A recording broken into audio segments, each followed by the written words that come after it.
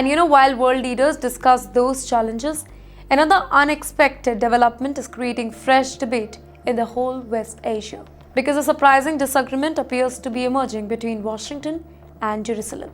And you know who's at the center of this debate? Hezbollah. That's right. For years, the United States and Israel appeared united, and that too on one issue specifically, Hezbollah. Both nations viewed the group as a major security challenge. Both countries supported efforts to limit its influence, and both the countries frequently coordinated their positions. But now, something appears to be changing.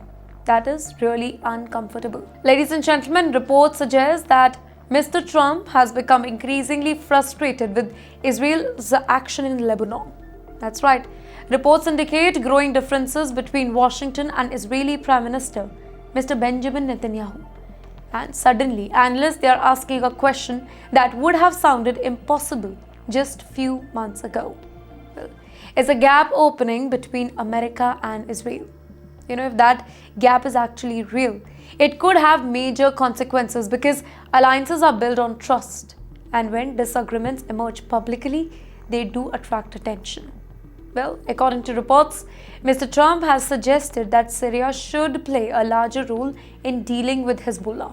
That idea has surprised many observers here because for years the focus was on limiting Hezbollah through pressure and deterrence.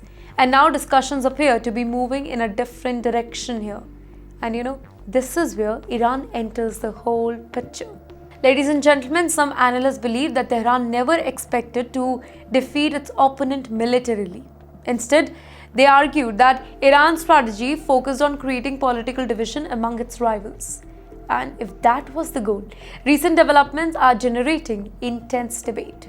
Because every single disagreement between the allies, it creates opportunity for the adversary. Every diplomatic dispute creates uncertainty, and every sign of division, it attracts global attention.